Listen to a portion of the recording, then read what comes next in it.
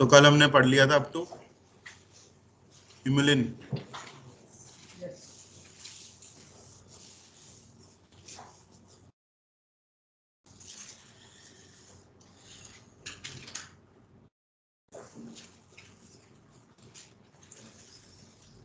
तीसरा है gene therapy.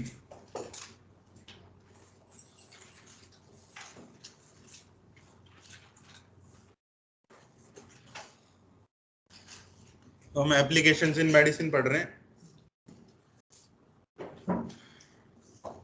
First application medicine में हमने रिकॉम्बिनेंट थेरेप्यूटिक पढ़ा था। सेकंड में हमने एक थेरेप्यूटिक का प्रोडक्शन देखी थी, इंसुलिन की। तीसरा है जीन थेरेपी।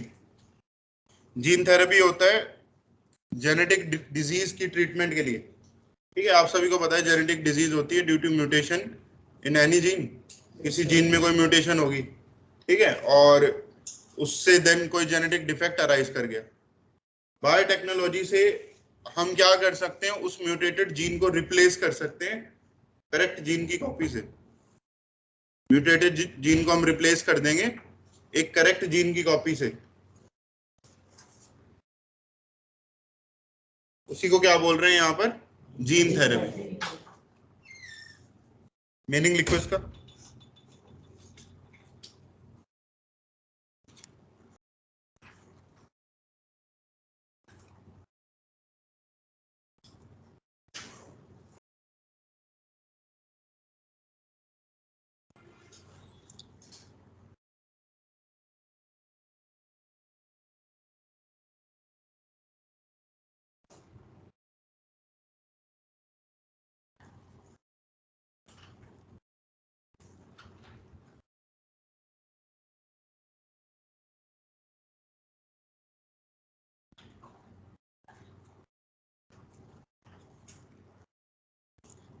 म्यूटेटेड जीन को रिप्लेस कर दिया करेक्ट जीन की कॉपी से, so as to treat any genetic defect.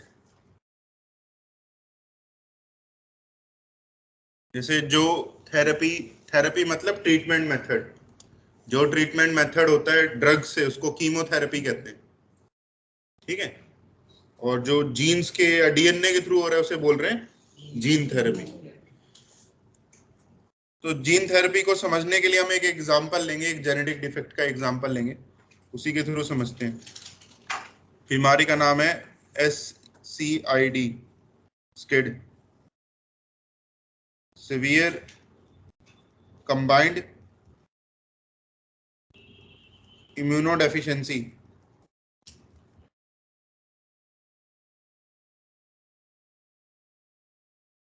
Immunodeficiency disease.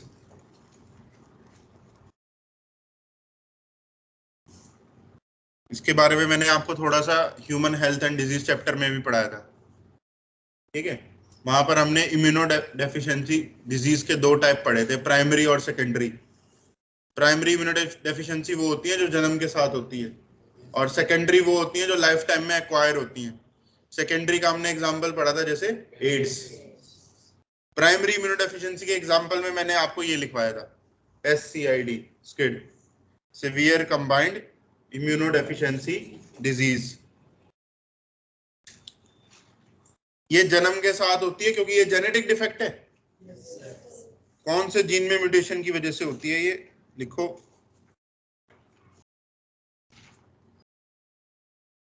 It occurs due to mutation in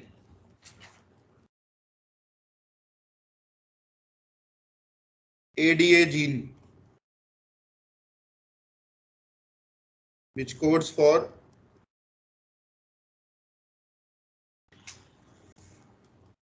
ADA enzyme। ADA है एडिनोसिन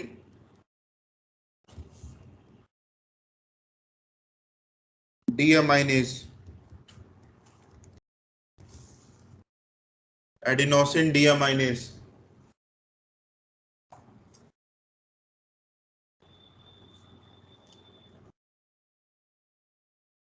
ADA जीन में म्यूटेशन की वजह से ये एंजाइम नहीं बन पाता। एंजाइम का नाम है एडिनोसिन डीअमाइनेज, ADA। ये एंजाइम का रोल क्या होता है? ये एंजाइम एक सेल के अंदर जो एक्सेस में एडिनोसिन है उसको ब्रेक डाउन या रिमूव करता है। जो एक्सेस में एडिनोसिन एक सेल के अंदर है उसे ये रिमूव या ब्रेक डाउन करता है। लिखो, ADA enzyme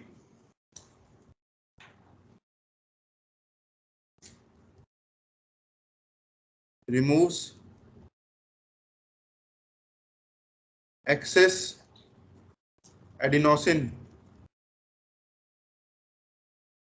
present in a cell।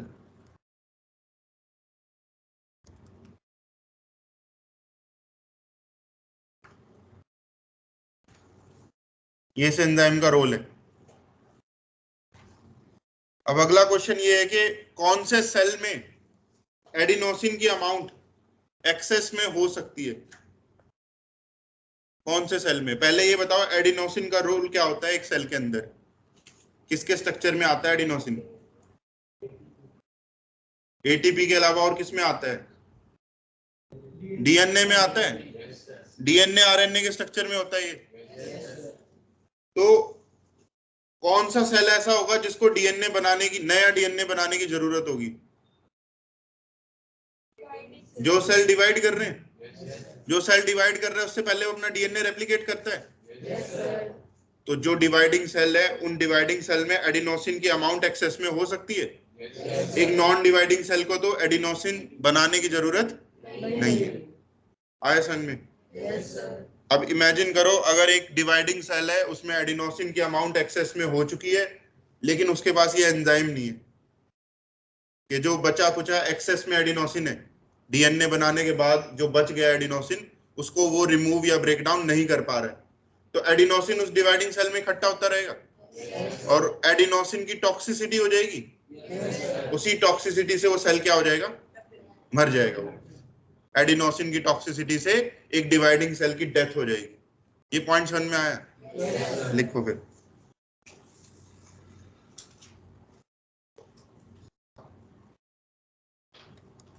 Due to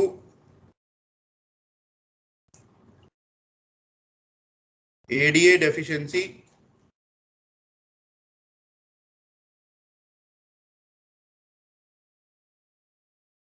adenosine toxicity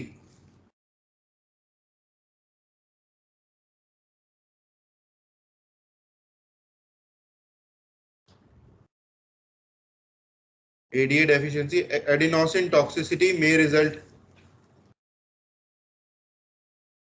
in dividing cells.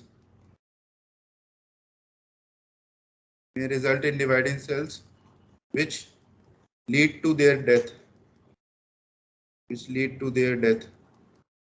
जिससे उनकी अल्टीमेटली डेथ हो जाएगी। तो एडिनोसिन की अमाउंट ज्यादा हो जाएगी। अब डिवाइडिंग सेल ऐसा तो नहीं है कि एक बार में वो बहुत सारा एडिनोसिन एक बार में डिवाइड करेगा वो फिर दोबारा डिवाइड नहीं करेगा। डिवाइडिंग सेल तो बार बार डिवाइड करेगी ना। जितनी बार वो डिवाइड करेगा एडिनोसिन इकट्ठा होता जाएगा, अल्टीमेटली उसकी डेथ हो जाएगी उस डिवाइडिंग सेल की।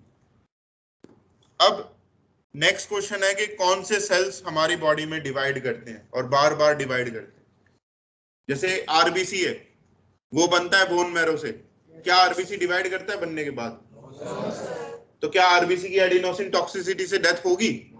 उसमें तो न्यूक्लियस ही नहीं होता पहली बात। ऐसे ही डब्ल्यूबीसी, सारे डब्ल्यूबीसी डिवाइड नहीं करते हैं।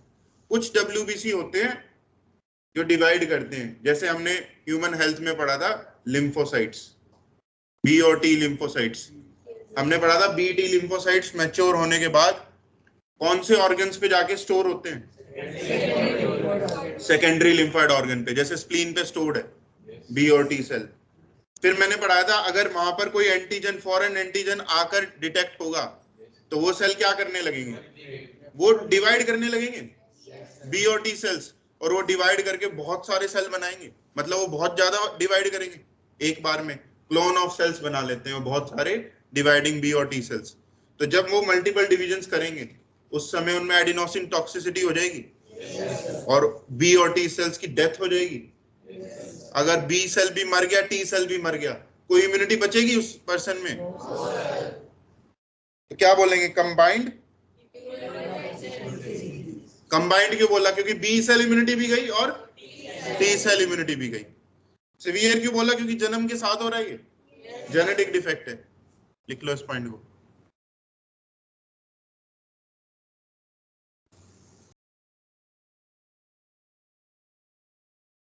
Dividing cells such as mature B and T lymphocytes.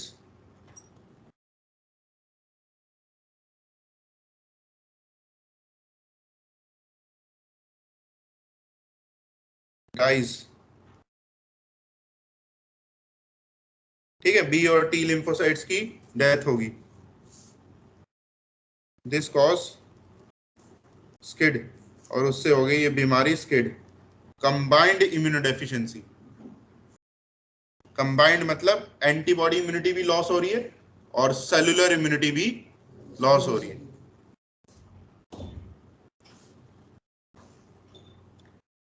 ऐसे केस में जैसे पहले के टाइम में क्या करते थे, जब इस बीमारी का कोई इलाज नहीं था, बच्चा पैदा हुआ, बच्चा जैसे ही एयर के एक्सपोजर में आएगा, कोई ना कोई कॉन्टेमिनेंट तो आ ही जाएगा उसकी बॉडी में, तो फिर वो बीमार पड़ जाएगा। अब बच्चे में इम्यून सिस्टम तो है नहीं, उसकी डेथ हो जाती थी। तो ऐसे बच्चे को पैदा होने के बाद ही हॉस्पिटल में एक अलग से स्पेशल बॉक्स बनाते थे, उस बॉक्स के अंदर रख देते थे उसे, और उस बॉक्स को स्टेराइल रखते थे, मतलब कॉन्टेमिनेशन से फ्री। ठीक है, जब तक वो उस बॉक्स में रहेगा वो बच्चा, हो सकता है वो सरवाइव करे, नहीं तो जैसे ही वो बाहर आएगा वो बीमार पड़ेगा और इम्यूनिटी है नहीं तो उसकी डेथ हो जाएगी। मैक्सिमम टू मैक्सिमम वो बच्चा 4 साल तक जी सकता है। ठीक है, उसके बाद उसकी डेथ हो ही जाती थी। तो इस बीमारी का एज सच कोई इलाज नहीं है। तो जो भी पॉसिबल थोड़े बहुत ट्रीटमेंट के मेथड्स रहते हैं, तो क्या क्या मेथड्स इन ऑपरेशन लाए जाते हैं?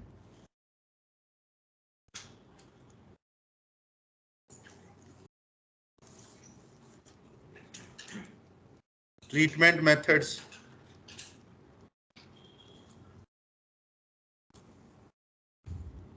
ऑफ स्किड, जैसे सबसे पहला मेथड है बोन मैरो ट्रांसप्लांटेशन।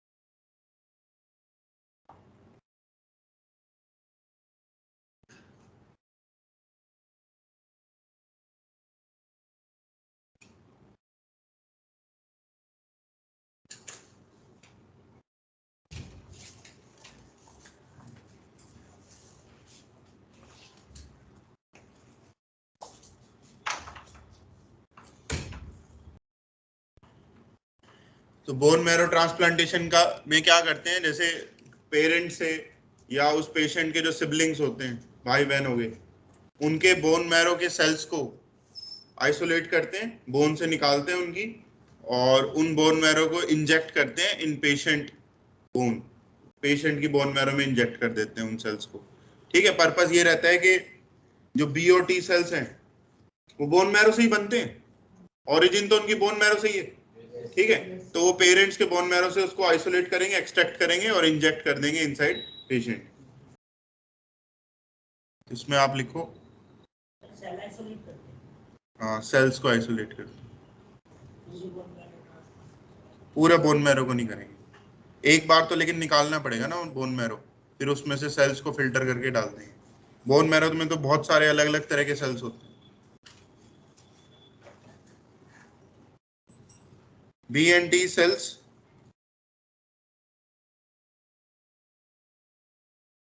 precursors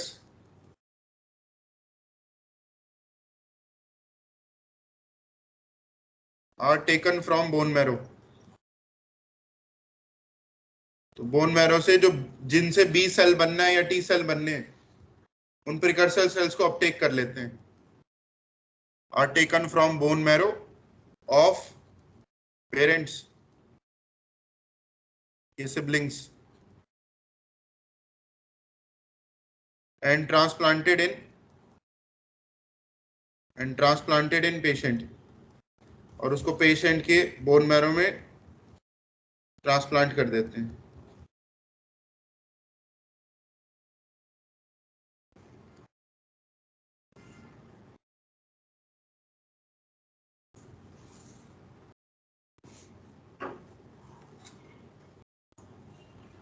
लेकिन इन सेल्स की, जो ये प्रिकर्सर सेल्स लिए हैं बीओटी सेल्स की, इनकी लाइफ स्पैन कोई अनलिमिटेड नहीं है, इनकी लिमिटेड लाइफ स्पैन होती है, कुछ टाइम के ये होते हैं। तो जो सेल आपने डाले वो कुछ टाइम बाद खत्म हो जाएंगे, फिर जैसे 1 महीने बाद या 2 महीने बाद जितने भी सेल डाले थे उसके अकॉर्डिंगली एक बार दोबारा से आपको फिर ये ट्रांसप्लांटेशन करनी पड़ेगी।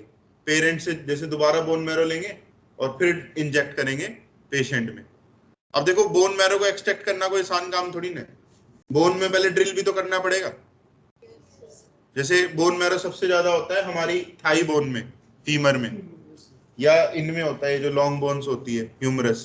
तो मान लो फीमर में ड्रिल करेंगे पहले बोन में, फिर वो उसका लिक्विड पार्ट आएगा बीच में, उसको फिर सक आउट करेंगे, उसमें से सेल्स को निकाल लेंगे और फिर डालेंगे। बच्चे की भी बोन में ड्रिल होगा, छोटा सा बच्चा है जस्ट पैदा ही हुआ है, ठीक है। तो पूरी फैमिली सफर करेगी इसमें, लेकिन यही एक पॉसिबल ट्रीटमेंट है जो पहले के टाइम में था। तो इसमें आप लिखो as these cells have limited, ये प्रिकर्सर सेल्स हैं, ये जैसे डिवाइड करके एक बार मैच्योर्ड सेल्स बना देंगे, ठीक है, जितने भी होंगे। लेकिन ये ऐसा नहीं है कि नए प्रिकर्सर सेल इनसे बनते रहेंगे, नए प्रिकर्सर सेल नहीं बनेंगे, इनसे आगे मैच्योर बीओटी सेल बन जाएंगे। आए समझ? As these cells have limited life span,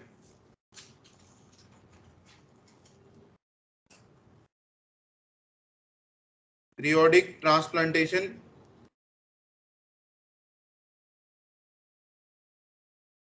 of bone marrow is required।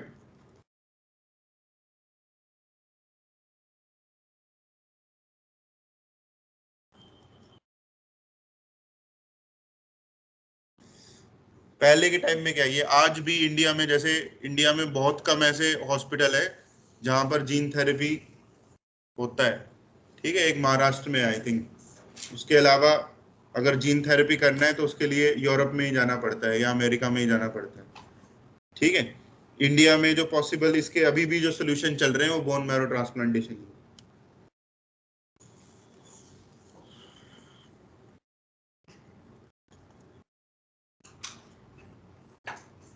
दूसरा जो है ट्रीटमेंट, एंजाइम रिप्लेसमेंट थेरेपी।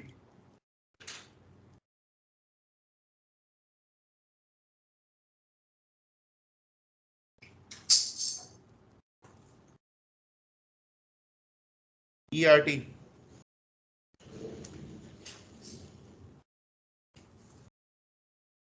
तो जो एंजाइम मिसिंग था उस एंजाइम को ब्लड में इंजेक्ट कर देते हैं। ADA enzyme is injected in blood.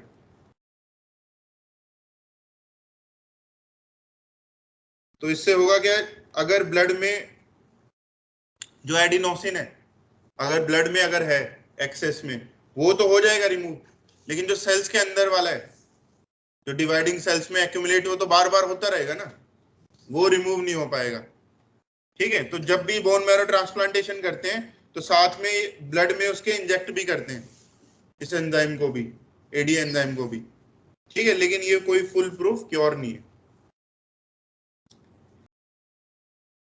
तीसरा और जो फाइनल अप्रोच है ट्रीटमेंट में वो है जीन थेरेपी।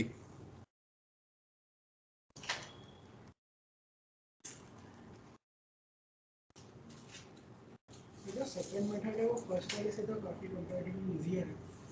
हाँ, दोनों को एक साथ करेंगे, इंजेक्ट भी करते रहेंगे और पहला तो करना ही है।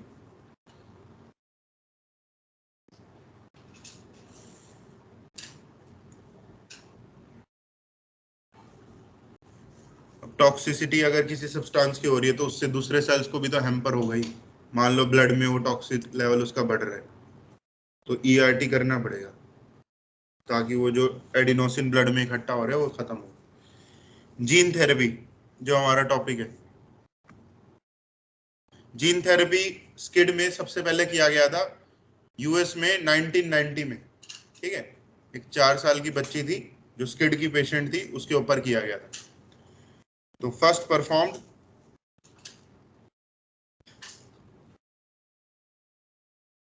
in 1990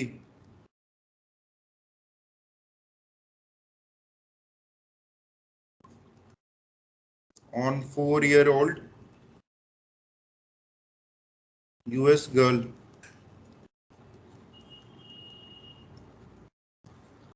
suffering from SCID.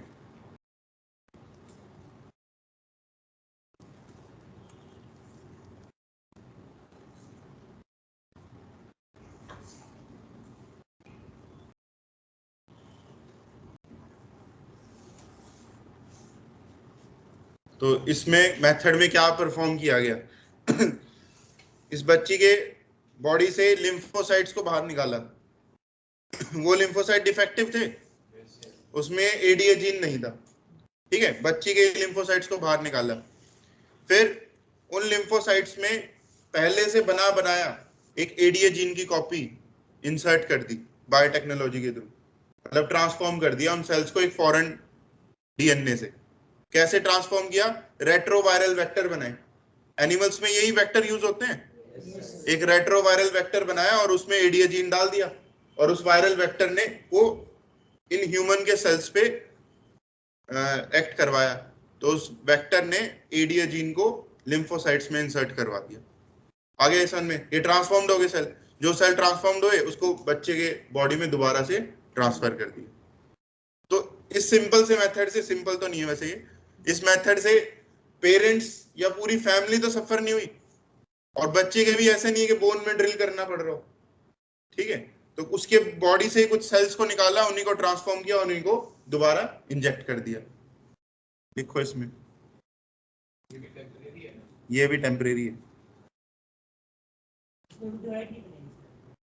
जैसे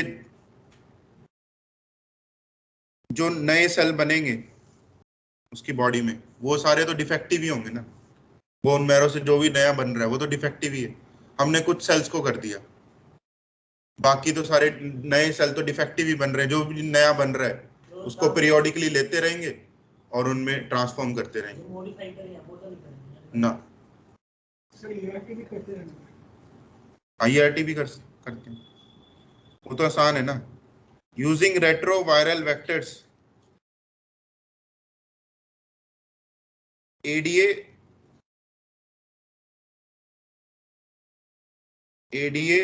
सीडीएनए। सीडीएनए समझते हो? Complementary DNA. ये कॉम्प्लीमेंट्री डीएनए किससे बनता है? एक्सॉन्स का बना होता है। ये आरएनए से बनता है। ये हम आरएनए को रिवर्स ट्रांसक्रिप्शन करेंगे तो सीडीएनए बनता है। तो इसका एक सीडीएनए बनवा लिया जिसमें केवल एक्सॉन है। ADA cDNA is inserted in defective lymphocytes of patient.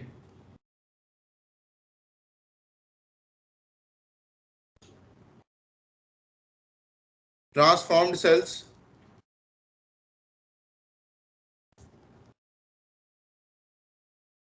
are injected in blood of patient.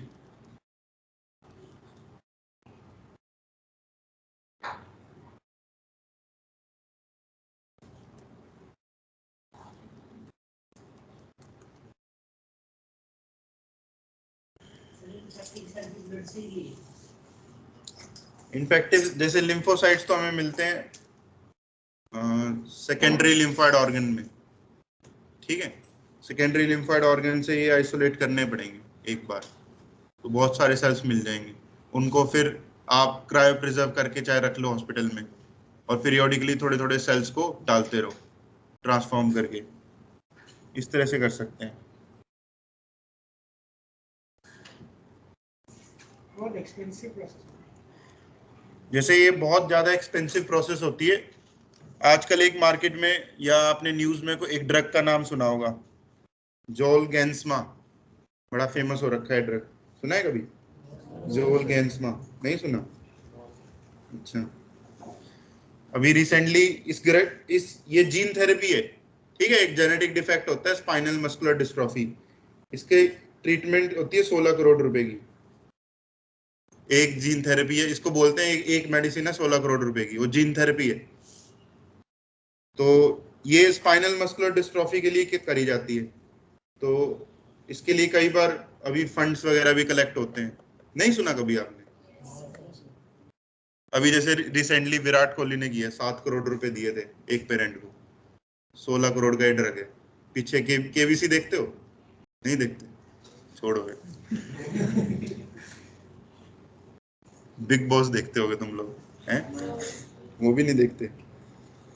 तो जीन थेरेपी जो है, ये भी कंप्लीट क्योर नहीं है, क्योंकि ये जो सेल्स आपने ट्रांसफॉर्म किए हैं, ये कुछ टाइम बाद ये भी मर जाएंगे, और ये पीरियोडिकली सेम प्रोसेस रिपीट करनी पड़ेगी। लेकिन ये बोन मैरो से ट्रांसप्लांटेशन से लेस पेनफुल होगा।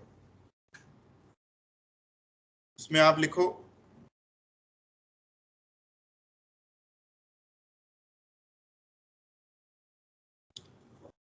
it also required it also require such periodic transplantation, क्योंकि इन सेल्स की लिमिटेड लाइफ होती है।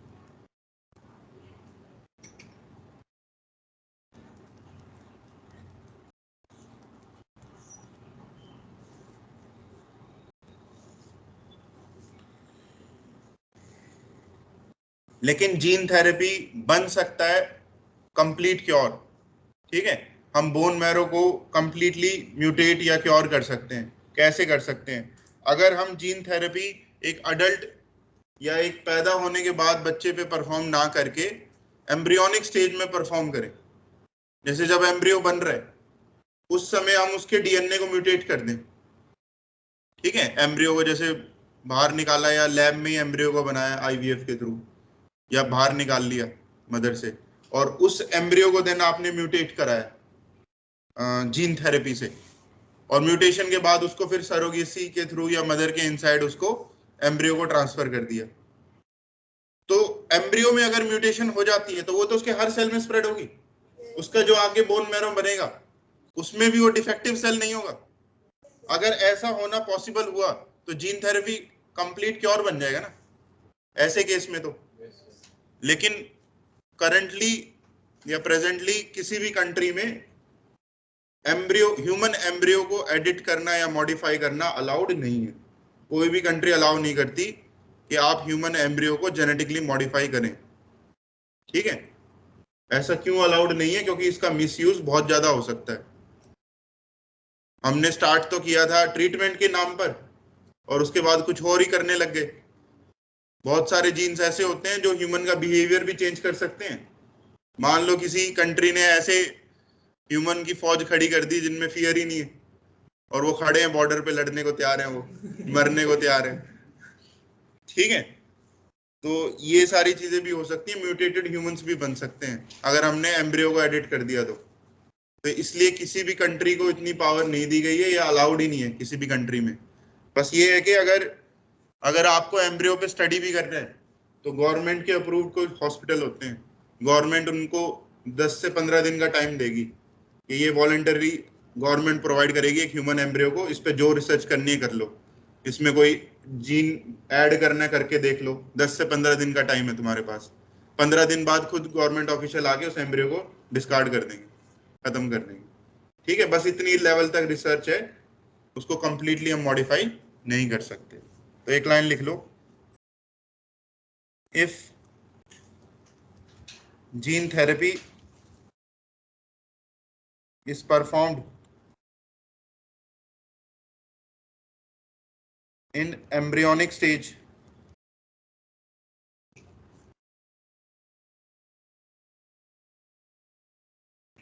then it can become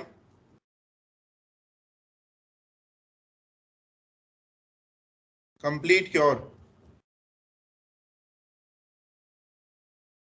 तो ऐसे केस में कंप्लीट क्योर बन सकता है, but genetic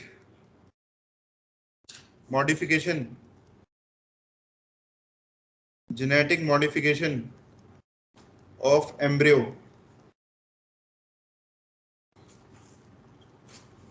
is not allowed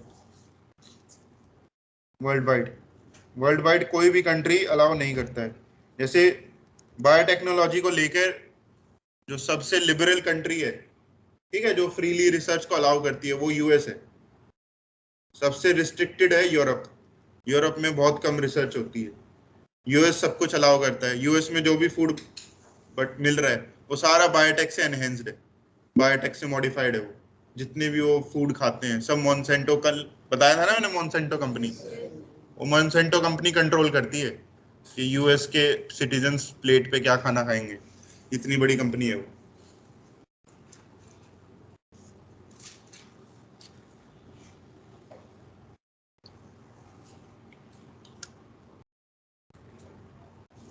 next, तो ये कंप्लीट हो गया यहाँ पर टॉपिक हमारा एप्लीकेशंस इन मेडिसिन। अब हम मूव करेंगे नेक्स्ट स्कोप पे बायोटेक के एप्लीकेशंस इन डिजीज डायग्नोसिस।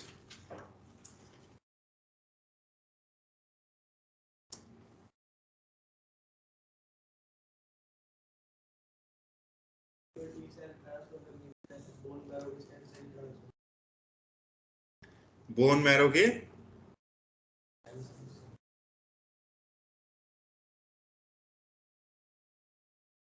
जैसे उसमें उसमें भी कुछ प्रॉब्लम आती है बोन मैरो के सेल्स को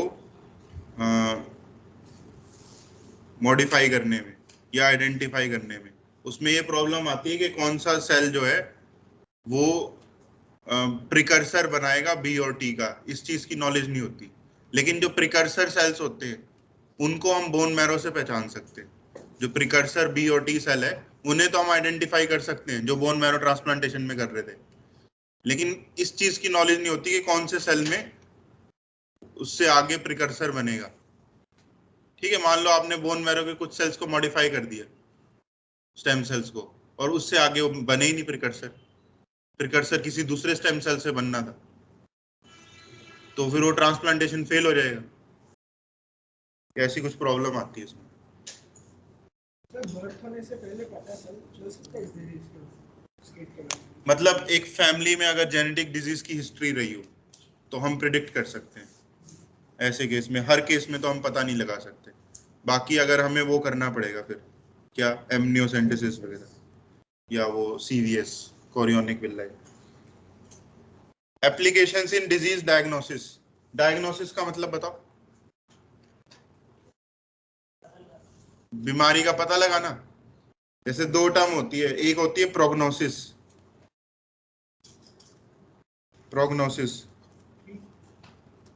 प्रोग्नोसिस होता है जैसे हम डॉक्टर के पास जाते हैं, कोई बीमार पर्सन डॉक्टर के पास गया, डॉक्टर पूछता है उससे, हाँ बताओ क्या सिम्टम्स है। उसने बोला कि गला दुख रहा है, नाक बह रहा है, बुखार है, पेट खराब है, टांगे दुख रही है, सर दुख रहा है। ठीक है, क्लास ज्यादा लगा ली।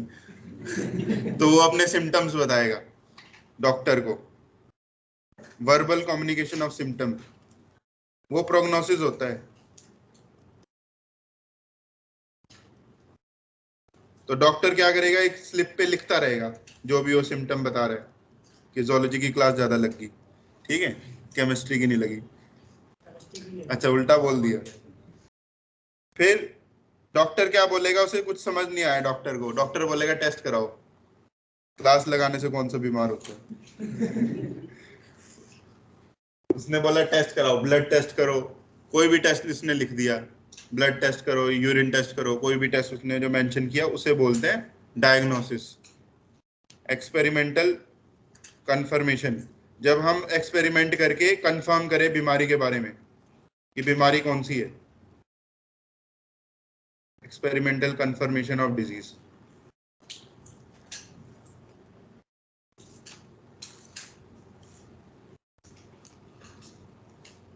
तो उसमें डॉक्टर टेस्ट लिखेगा, उन्हीं टेस्ट को डायग्नोसिस कहते हैं।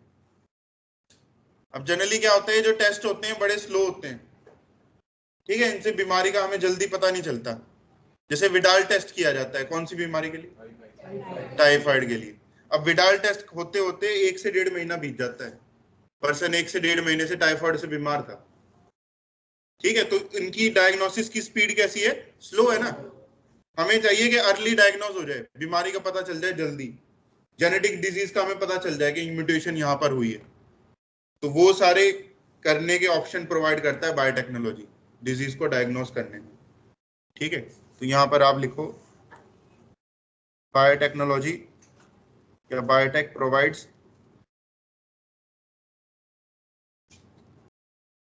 Rapid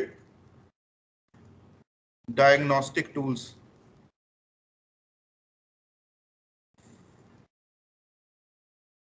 to detect disease. जैसे आज के टाइम में जो कोरोना वायरस की डिटेक्शन है वो भी बायोटेक के थ्रू ही होती है। आपने शायद पीसीआर पढ़ा होगा, आरटीपीसीआर सुना होगा ना, ये पिछले 1-2 साल से आरटीपीसीआर, ठीक है, वही हमारा पहला टॉपिक है पीसीआर, बायोटेक का फर्स्ट टूल। जल्दी रिजल्ट आता है ना पीसीआर कराने से, 1 या 2 दिन में रिजल्ट आ जाता है। पीसीआर की फुल फॉर्म तो पता है आप लोगों को, क्या है? Polymerase chain reaction. स्टेप्स याद है पीसीआर के? सबसे पहला स्टेप बताओ, डबल स्ट्रैंडेड डीएनए को क्या करते हैं? डीनेचुरेट करते हैं, तो डबल स्ट्रैंड हो जाता है सिंगल स्ट्रैंड। फिर क्या करेंगे? प्राइमर्स को एनीलिंग करेंगे, प्राइमर्स जोड़ देंगे। तीसरा और लास्ट स्टेप एक्सटेंशन करेंगे, टैग पॉलीमरेज इलोंगेट कर देगा, 2 डबल स्ट्रैंडेड डीएनए बन जाएंगे एक से, ठीक है। तो पीसीआर में हम डिजीज का कैसे पता लगा सकते हैं? जैसे मान लो कि किसी पर्सन को टाइफाइड हुआ है और डॉक्टर को सिम्टम तो लग रहे हैं, अब वो विडाल टेस्ट करेगा तो टेस्ट नेगेटिव आएगा, क्योंकि वो डिटेक्ट तो कर नहीं पाएगा अर्ली स्टेज में। तो डॉक्टर ने क्या किया, पेशेंट का ब्लड सैंपल ले लिया, ठीक है, इंजेक्शन से, और उसी सैंपल में उसके नॉर्मल सेल्स भी होंगे ब्लड के, आरबीसी डब्ल्यूबीसी, और वो बैक्टीरिया भी होगा टाइफाइड का, मान लो सैल्मोनेला टाइफी, लेकिन उसका नंबर बहुत कम होगा, इतना कम है कि विडाल टेस्ट से वो डिटेक्ट नहीं होता है, ठीक है। तो फिर नेक्स्ट स्टेप में वो क्या करेंगे, ब्लड से जो भी सेल्स आए उन सेल से सारा डीएनए बाहर निकाल लेंगे। अब डीएनए आरबीसी में तो मिलेगा नहीं, या तो डब्ल्यूबीसी में मिलेगा या मिलेगा उस बैक्टीरिया में, अगर वो बैक्टीरिया है तो डीएनए बाहर आ गया। अब उस डीएनए को हमें करवाना है पीसीआर में एम्पलीफाई। जो भी डीएनए आपने ब्लड से निकाला उसे किस में एम्पलीफाई कराएंगे? पीसीआर में। लेकिन पीसीआर एम्पलीफिकेशन में तो हम प्राइमर्स यूज करते हैं, वो प्राइमर्स हम हमारे डब्ल्यूबीसी के डीएनए वाला यूज नहीं करेंगे, वो हम सैल्मोनेला के डीएनए वाला प्राइमर यूज करेंगे। ऐसे जीन का प्राइमर यूज करेंगे जो सैल्मोनेला में मिलता है, हमारे डब्ल्यूबीसी में वो नहीं मिलता। तो एम्पलीफिकेशन केवल बैक्टीरिया के डीएनए की होगी, हमारे डीएनए की तो होगी नहीं। अगर वो एम्पलीफाई कर गया तो मतलब बैक्टीरिया प्रेजेंट है, अगर वो एम्पलीफाई नहीं किया तो मतलब बैक्टीरिया नहीं है। एक दिन के अंदर रिजल्ट आ जाएगा, क्योंकि पीसीआर करने में तो 1-2 घंटे लगते, शाम तक रिपोर्ट बन जाएगी, कल पर्सन को पता चल जाएगा। पीसीआर में लिखो आप, यूज ऑफ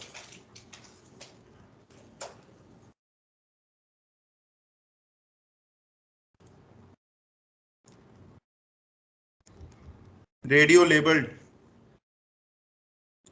रेडियो लेबलिंग किससे करी? फास्फोरस 32 से, radio labelled primers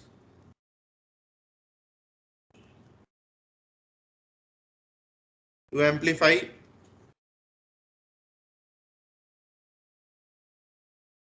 specific genes, specific gene, to amplify specific gene of pathogen,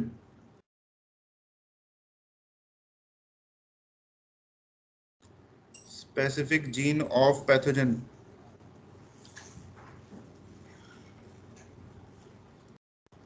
in a sample of patient blood.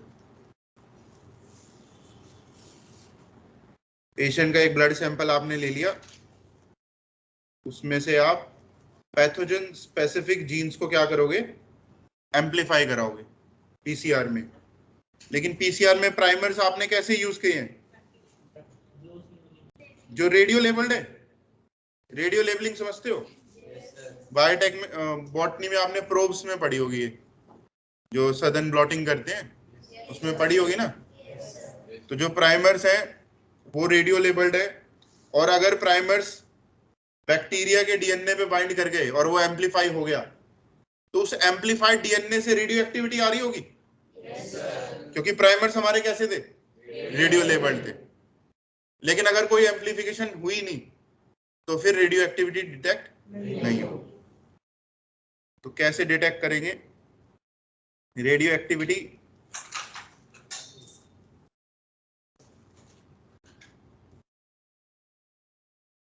Is detected on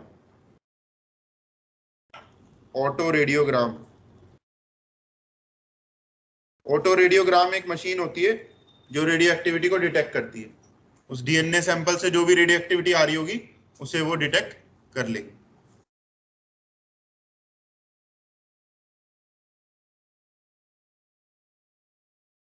तो पीसीआर के क्या क्या एप्लीकेशन हो गए। पीसीआर से हम पैथोजन को डिटेक्ट कर सकते हैं, पैथोजन डायग्नोसिस। अब पैथोजन कोई सा भी हो, चाहे वो वायरस हो चाहे वो बैक्टीरिया हो, दोनों को हम डिटेक्ट कर सकते हैं।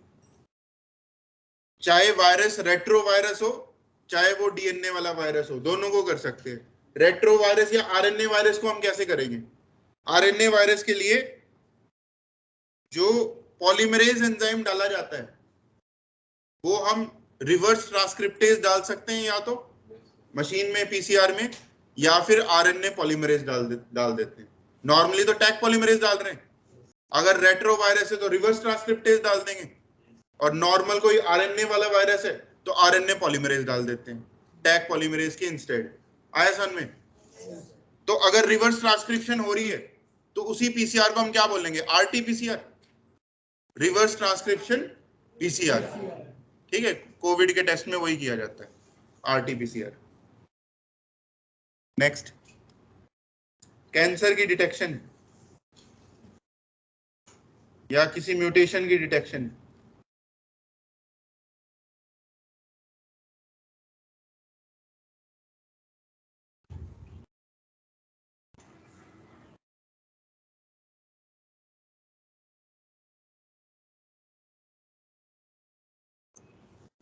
अब कैंसर तो म्यूटेशन से ही रिजल्ट होते हैं, ठीक है।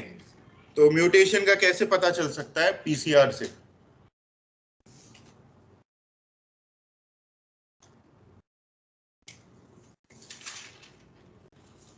जो प्राइमर्स यूज किए वो बैक्टीरिया के थे, प्राइमर्स पैथोजन स्पेसिफिक थे।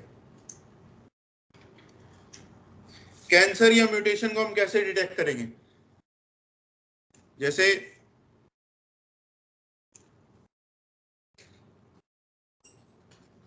ये कोई नॉर्मल डीएनए नॉर्मल जीन है कोई एक, और दूसरा जो है इसी जीन का म्यूटेटेड कॉपी है, इसी जीन की वो म्यूटेटेड फॉर्म है, म्यूटेटेड जीन। एक नॉर्मल जीन है और दूसरा है म्यूटेटेड जीन। फिर आपने इन पे प्राइमर्स को लाइगेट कराया, प्राइमर्स लाइगेशन पीसीआर में एनीलिंग स्टेप में होता है ये। अब जो प्राइमर आपने डिजाइन करे हैं वो नॉर्मल जीन के रिस्पेक्ट में करे हैं, वो नॉर्मल जीन पे तो बाइंड करेंगे प्राइमर्स, लेकिन म्यूटेटेड जीन पे बाइंड वो नहीं करेंगे। Primers can only bind to normal gene,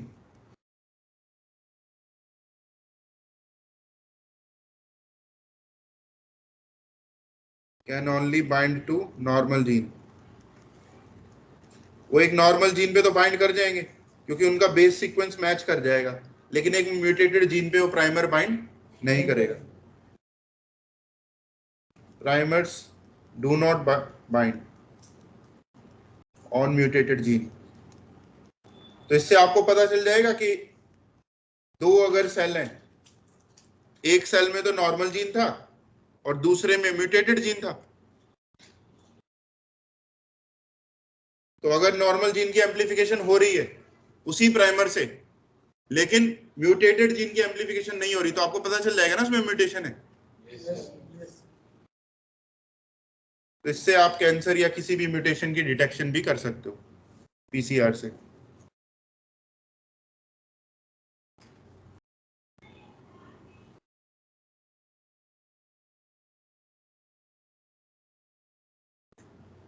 next,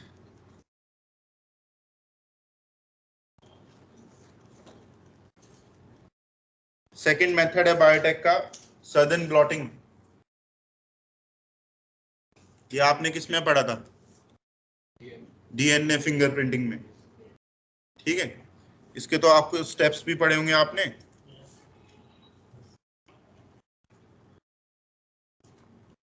southern blotting में क्या करते हैं? Use of radio labelled probes use करते हैं इसमें। रेडियो लेबलिंग सेम मान लो फॉस्फोरस 32 से कर दी। Radio labelled probes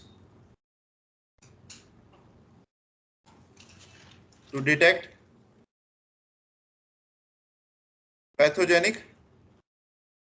pathogenic DNA या म्यूटेटेड डीएनए। तो पीसीआर में तो प्राइमर से बाइंडिंग करवा रहे थे, यहां किससे बाइंडिंग करवाएंगे? प्रोब से। प्रोब अगर बाइंड कर जाता है पैथोजन से तो डिटेक्ट हो जाएगा, ठीक है, उस पर रेडियो लेबलिंग आ जाएगी। अदरवाइज रेडियो लेबलिंग अगर नहीं आई तो मतलब पैथोजेनिक डीएनए नहीं है। प्रोब किसके स्पेसिफिक डिजाइन करेंगे हम? पैथोजन के स्पेसिफिक।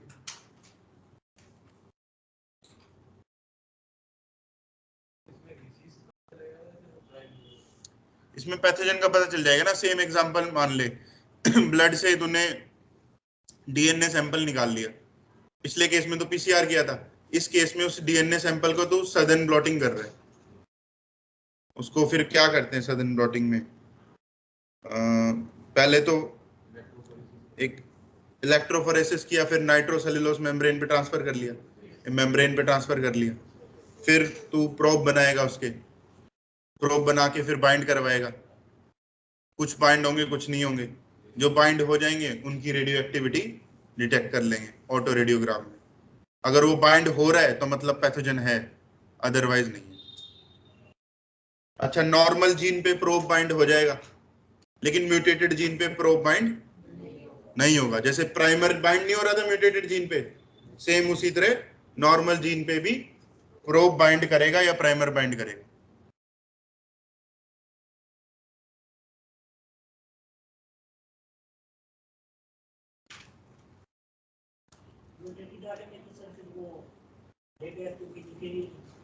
म्यूटेटेड वाले में रेडियो एक्टिविटी नहीं दिखेगी, नॉर्मल वाले में दिखेगी।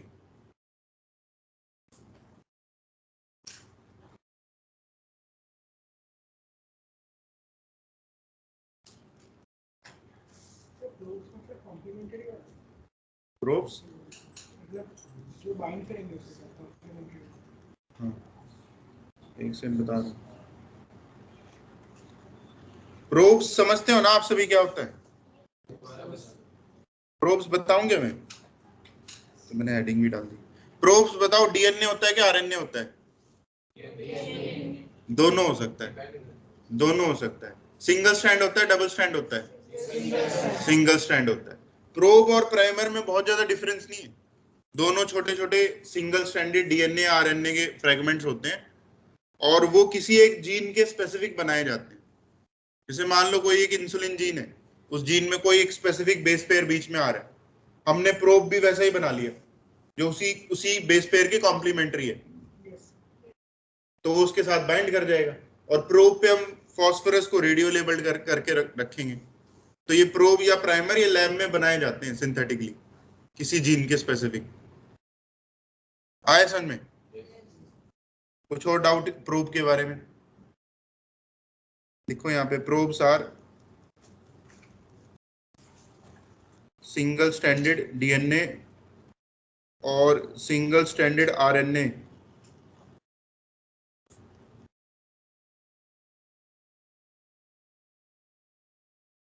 कॉम्प्लीमेंट्री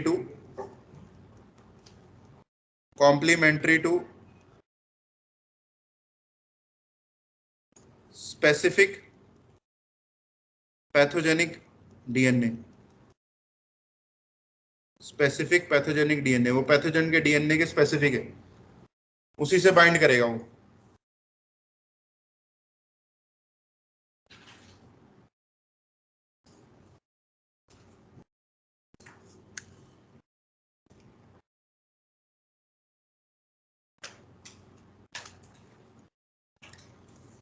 थर्ड और लास्ट है एलाइजा, एंजाइम लिंक्ड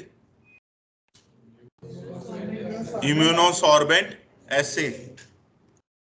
हाँ ये सर जो कॉम्प्लीमेंट्री है सर, जो हाँ। म्यूटेटेड चीज होगी ना, प्रोब प्रोब म्यूटेटेड जीन के लिए हम कैसे बना सकते हैं? म्यूटेटेड जीन पे तो कोई भी रैंडम सीक्वेंस होगा ना, हमें क्या पता, हमें नॉर्मल जीन का सीक्वेंस पता है।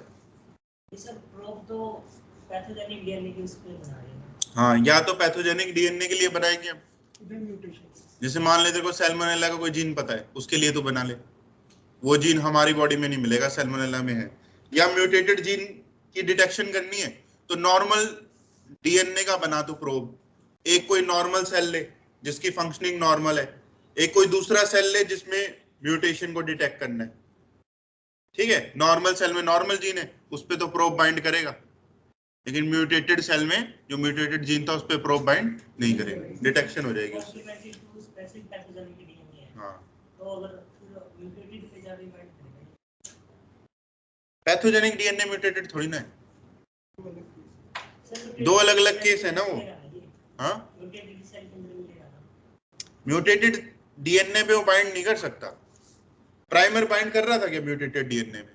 वो आया ना समझ में, प्राइमर क्यों नहीं कर रहा था बाइंड?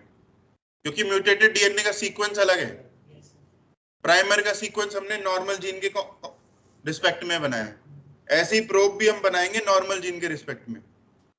म्यूटेटेड जीन तो कुछ भी रैंडम हो सकता है, हमें क्या पता चलेगा। एलाइजा जो होता है ये है एंटीजन एंटीबॉडी टेस्ट, इसमें एंटीजन और एंटीबॉडी का टेस्ट करते हैं हम।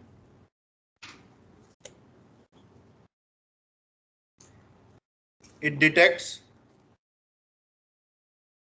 either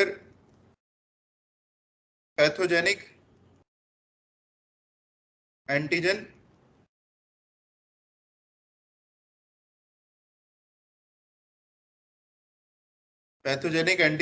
or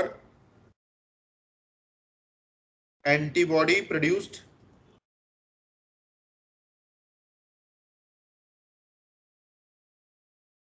inside body against a specific antigen.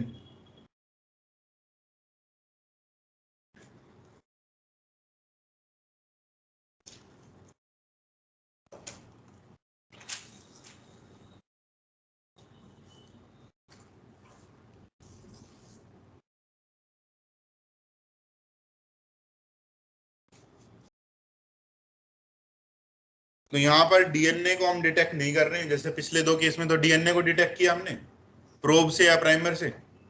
इस केस में हम एंटीजन या एंटीबॉडी को डिटेक्ट करेंगे, किसी पैथोजन की एंटीजन को हम डिटेक्ट करेंगे हमारी पहले से बनी बनाई एंटीबॉडीज से। याद करो, मैंने एक टॉपिक आपको पढ़ाया था, मोनोक्लोनल एंटीबॉडीज, हाइब्रिडोमा टेक्नोलॉजी। उसके थ्रू हम क्या करते हैं, एक स्पेसिफिक एंटीबॉडी बनवाते हैं ना, उसमें उस टेक्निक को पूरा मैंने एक्सप्लेन किया था, उसमें ये बताया था कि हम एंटीबॉडी सिंथेसाइज करवा सकते हैं किसी एक स्पेसिफिक एंटीजन के अगेंस्ट। तो ऐसी एंटीबॉडी लैब में बनी होती है, उनको एंटीबॉडी किट्स बोल देते हैं। ठीक है, किसी पेशेंट में आप किसी पैथोजन को डिटेक्ट करना चाहते हो तो उस एंटीबॉडी को आप उस पर यूज करके देखो जो पहले से बनी बनाई है। वो पैथोजन पे अगर बाइंड कर जाती है तो मतलब पैथोजन है उसकी पर्सन की बॉडी। विडाल टेस्ट का बेसिस यही होता है, उसमें सैल्मोनेला की एंटीबॉडीज होती हैं जो सैल्मोनेला से बाइंड कर सकती हैं। ठीक है, और वो उसके एंटीजन के साथ अटैच करेगी। अगर वो अटैच करेगी तो पैथोजन है, अदरवाइज नहीं है। या फिर इसमें और क्या कर सकते हैं, और antibody produced inside body against a specific pathogen antigen. मान लो हमारे इम्यून सिस्टम ने कोई एंटीबॉडी बनाई है किसी पैथोजन के अगेंस्ट, उस एंटीबॉडी को ब्लड से निकाल लेंगे और उसको एलाइजा से टेस्ट करेंगे, उसको एलाइजा से डिटेक्ट करेंगे। तो इससे एंटीजन की भी डिटेक्शन कर सकते हैं और एंटीबॉडी की भी कर सकते हैं। एलाइजा 3 टाइप्स का होता है।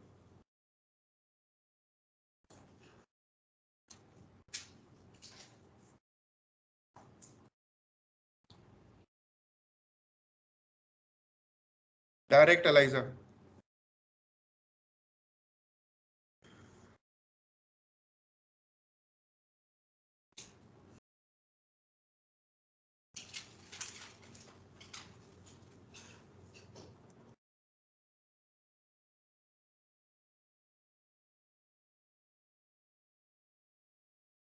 जैसे एलाइजा जब करते हैं तो लैब में एक छोटी सी ग्लास की प्लेट होती है, इतनी सी प्लेट होती है, ठीक है, ये रिमोट के साइज जितनी, लेकिन थोड़ी चौड़ी होती है, ठीक है, छोटी सी ग्लास प्लेट होती है और उसमें ऐसे छोटे छोटे वेल्स बने होते हैं, गड्ढे होते हैं उसमें छोटे छोटे, इस तरह के पूरी प्लेट के ऊपर मिलेंगे वो गड्ढे।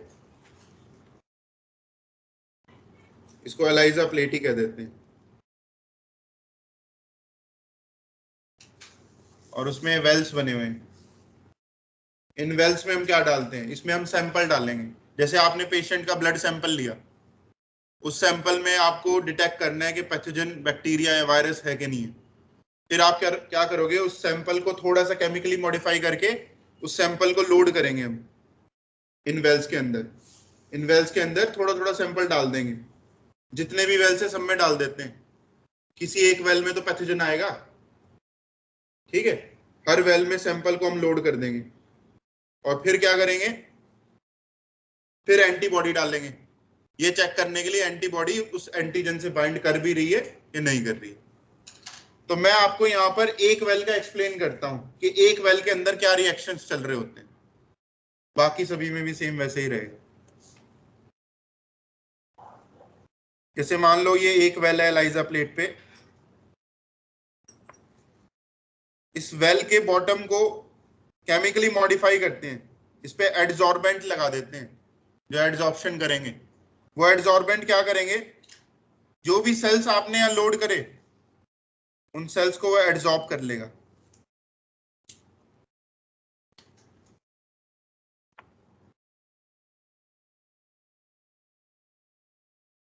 मान लो ये नॉर्मल सेल है, ब्लू कलर वाला जो मैंने बनाया, और ये जो पिंक कलर वाला मैंने बनाया ये है पैथोजन। तो इसमें क्या किया है, सेल्स एडजॉर्ब हो गए, cells are adsorbed on ELISA well plate.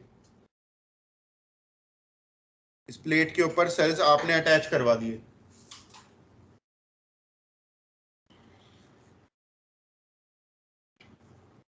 अब बताओ, एक नॉर्मल सेल का एंटीजन और एक पैथोजन का एंटीजन सेम होगा डिफरेंट होगा? डिफरेंट होगा ना। तो यहाँ पर जो पैथोजन का एंटीजन है वो मैं जैसे दिखा देता हूँ। एक पैथोजन था मान लो और उसका एक एंटीजन हो गया। फिर अगले स्टेप में क्या किया आपने, एंटीबॉडी डाली।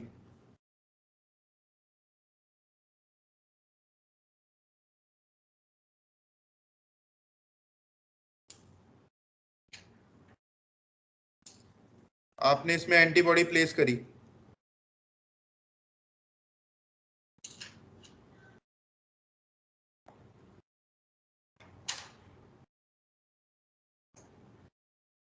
जो एंटीबॉडी पैथोजन के स्पेसिफिक थी।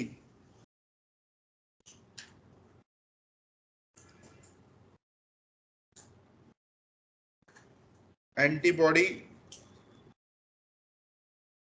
Is specific to pathogenic antigen. तो ये मोनोक्लोनल होगी, ये एंटीबॉडी पैथोजन के एंटीजन, इसी स्पेसिफिक पैथोजन के एंटीजन से वो अटैच करेगी। अब वो अटैच कर भी गई,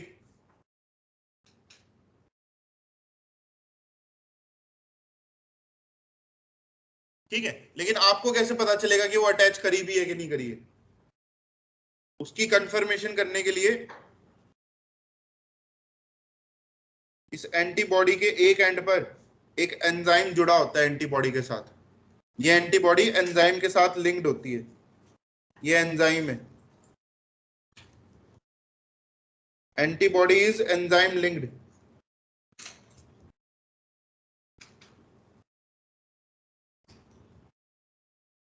एंजाइम के साथ लिंक्ड है ये antibody.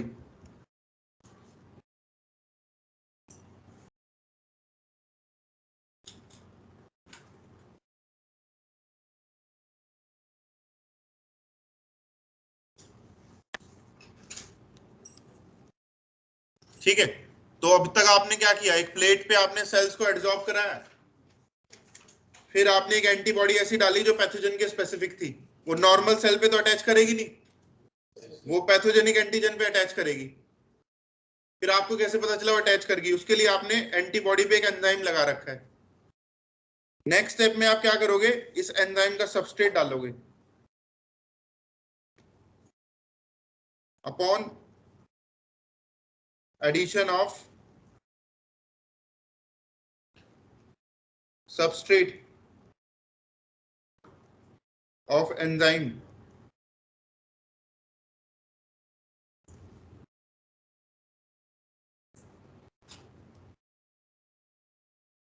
substrate of enzyme, colored product is formed.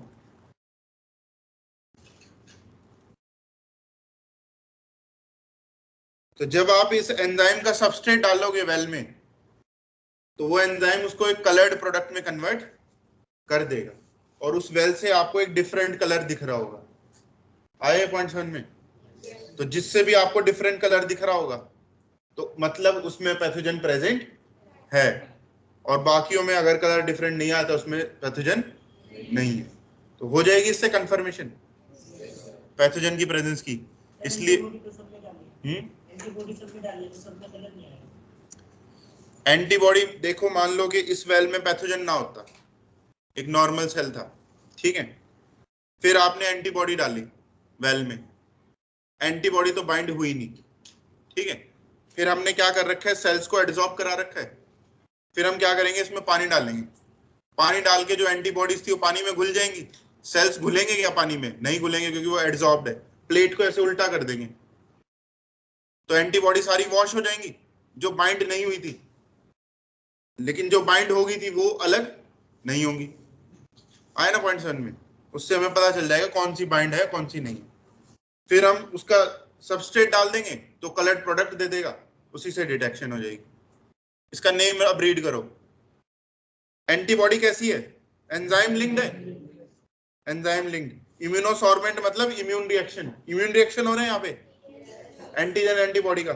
ऐसे मतलब एक्सपेरिमेंटेशन। कोई भी बायो की लैब में एक्सपेरिमेंट होता है उसे क्या बोलते हैं? ऐसे बोलते हैं, एंजाइम लिंक्ड इम्यूनोसॉर्बेंट ऐसे। एंजाइम्स कौन से यूज करते हैं यहाँ पर?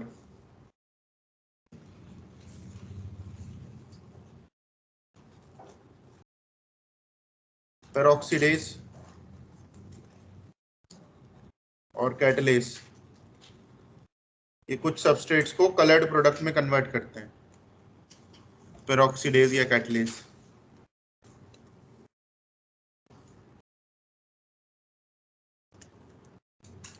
तो हमने पैथोजन के एंटीजन की डिटेक्शन करी है इसमें। नेक्स्ट, सेकेंड टाइप का एलाइजा, इनडायरेक्ट।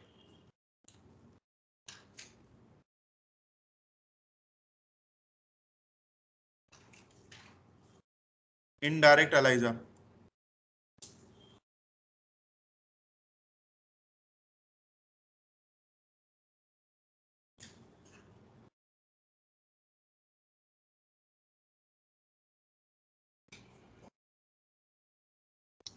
इनडायरेक्ट एलाइजा में सेम उसी तरह से एक वेल प्लेट है, सेल्स को हमने एड्सॉर्ब करा लिया, एक सेल आप बना दो यहाँ पर पैथोजन, बाकी नॉर्मल सेल हो गए, ठीक है। और आप इसमें ऐड कर रहे हो एंटीबॉडीज को,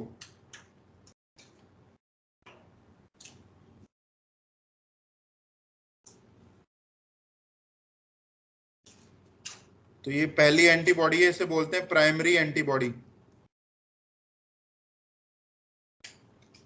प्राइमरी एंटीबॉडी पैथोजन से बाइंड करने के लिए होती है, binds to antigen of pathogen.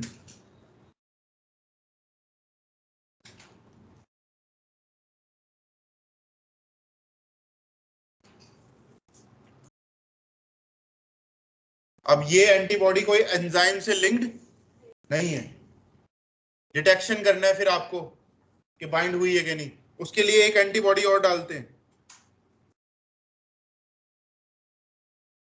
ये एंटीबॉडी एंजाइम से लिंक्ड है, सेकेंडरी एंटीबॉडी।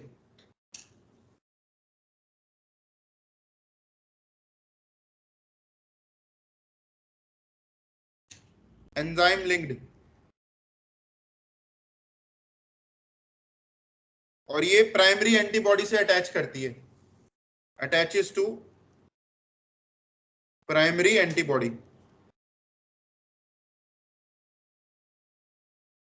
प्राइमरी एंटीबॉडी का जो नीचे वाला हिस्सा होता है, एफसी रीजन बोलते हैं इसे, बॉटम पोर्शन को, उससे वो अटैच कर जाता है। फिर इस सेकेंडरी एंटीबॉडी पे जो एंजाइम है उसका सबस्ट्रेट डाल देंगे सेम, और कलर्ड प्रोडक्ट आ जाएगा। ऐसा क्यों करते हैं? जैसे हमारे पास हर पैथोजन की एंजाइम लिंक्ड एंटीबॉडी हो ये जरूरी नहीं, कुछ एंजाइम लिंक्ड एंटीबॉडीज हमने बना के रख ली, ठीक है, लेकिन pathogen specific enzyme linked antibody हो ये जरूरी नहीं है। तो हमने प्राइमरी एंटीबॉडी से पैथोजन को डिटेक्ट कर लिया, सेकेंडरी से कलर्ड प्रोडक्ट बनवा लिया,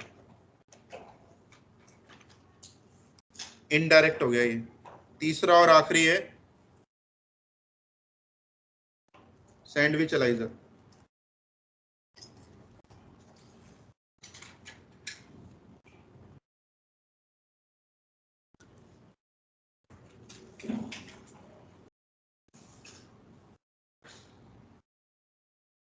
तो इनडायरेक्ट एलाइजा में भी हमने पैथोजन को डिटेक्ट किया है, सैंडविच एलाइजा में हम एंटीबॉडीज को डिटेक्ट करते हैं।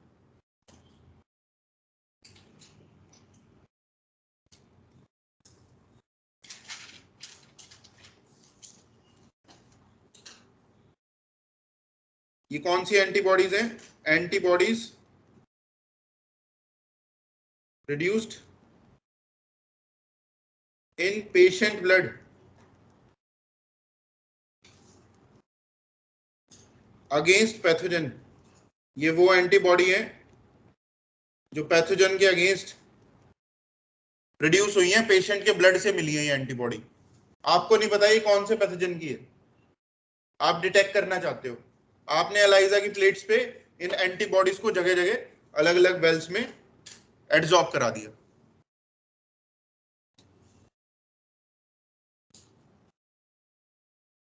फिर आप इन पे बैक्टीरिया डालकर देखोगे या वायरस डालकर देखोगे, इसके ऊपर बैक्टीरिया वायरस जो लैब में पहले से स्टोर्ड है उनको डालकर देखोगे कि कौन सा पैथोजन इस पे अटैच करता है।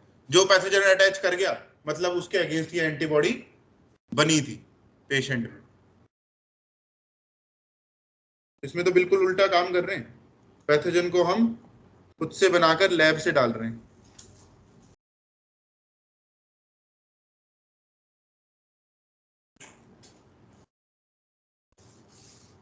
जैसे मान लो ये बैक्टीरिया या पैथोजन जो भी थे वो यहां पर अटैच हो गए, ये पैथोजन हो गए।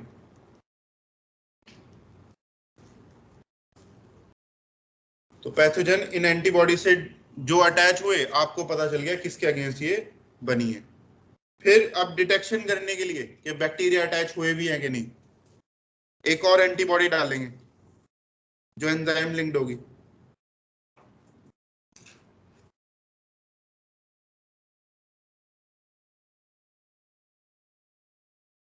एंजाइम लिंक्ड एंटीबॉडीज,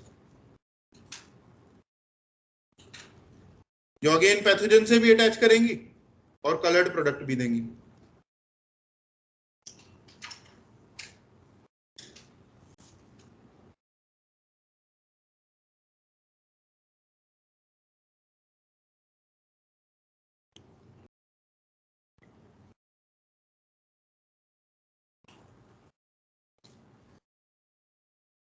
तो इनमें डबल कंफर्मेशन हो रहा है।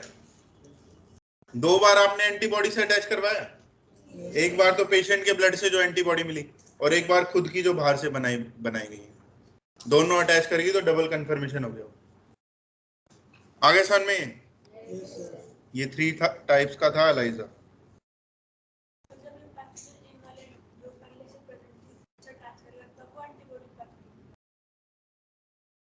इस वाले केस में पैथोजन क्या कह रहे हो आप?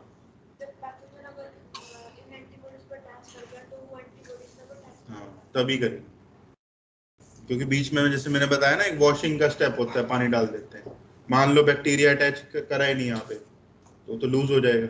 वॉश करेंगे तो बैक्टीरिया गिर जाएगा बाहर।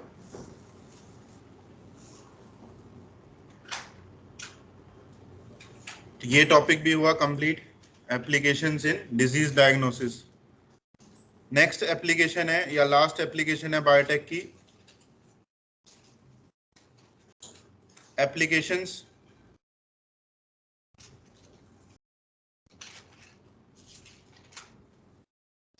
Of transgenic animals.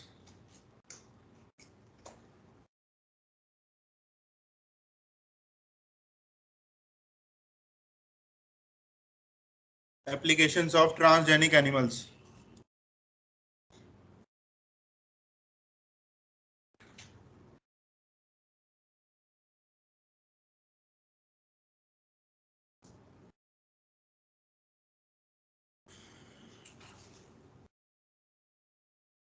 Transgenic animals कौन से होते हैं? जो क्या कंटेन करें? फॉरेन जीन को कंटेन करें। Transgenic animals are those which are genetically modified, जिन्हें आपने डीएनए को मॉडिफाई कर दिया, जिनके आर जेनेटिकली मॉडिफाइड और कंटेन फॉरेन डीएनए, या उनमें फॉरेन डीएनए प्रेजेंट है।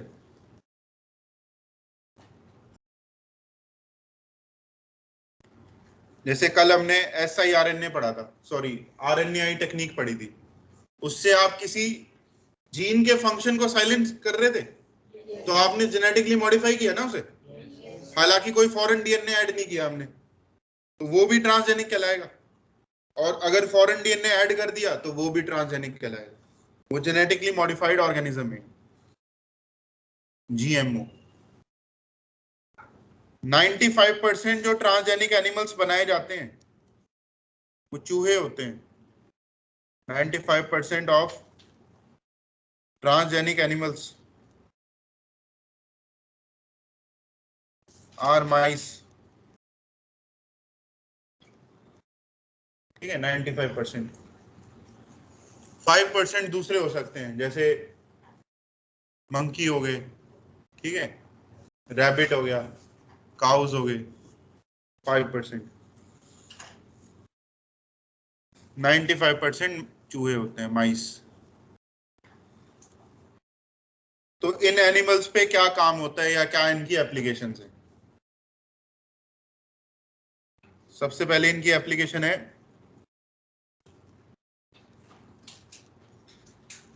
Study of normal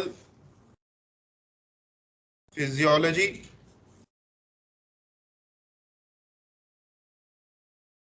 and development of embryo. एक एम्ब्रियोनिक स्टडी आप कर सकते हो इनके ऊपर, एक एनिमल का एम्ब्रियो किस तरह से डेवलप करता है।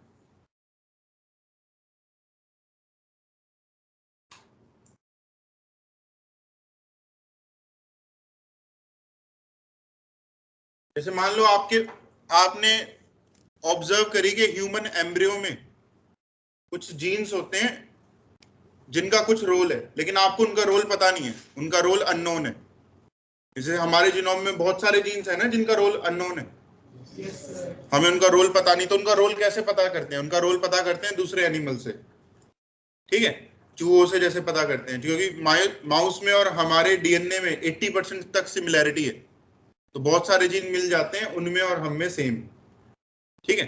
तो आपने क्या किया, एम्ब्रियो के कुछ जीन्स को, माउस के एम्ब्रियो के कुछ जीन्स को आपने आरएनएआई टेक्निक से साइलेंट कर दिया, आरएनएआई टेक्निक से आपने साइलेंट कर दिया माउस के कुछ जीन्स को एम्ब्रियोनिक स्टेज में। तो आपने देखा कि उससे क्या हुआ, एम्ब्रियो की ग्रोथ या डेवलपमेंट रुक गई या डेवलपमेंट स्लो डाउन हो गई। दो अलग अलग केस हुए ना, डेवलपमेंट एक तो रुकी गई बिल्कुल, एक दूसरे केस में स्लो डाउन हो गई। तो आपको उन जीन्स का फंक्शन पता चल जाएगा कि वो ग्रोथ में पार्टिसिपेट करते हैं।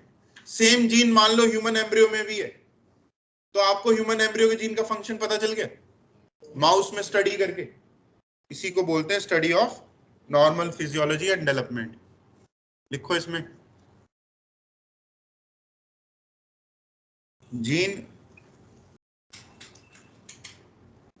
Gene knockout. Knockout, gene knockout का मतलब है यहां पर जीन साइलेंसिंग टेक्निक या एंटीसेंस टेक्नोलॉजी, जो कल हमने पढ़ी थी, जीन साइलेंसिंग टेक्निक या जीन नॉकआउट। मतलब पर्टिकुलर जीन का क्या क्या रोल है, उससे पता चलता हाँ, है। एक एक जीन का रोल हमें पता चल जाएगा। Gene knockout studies on mouse embryo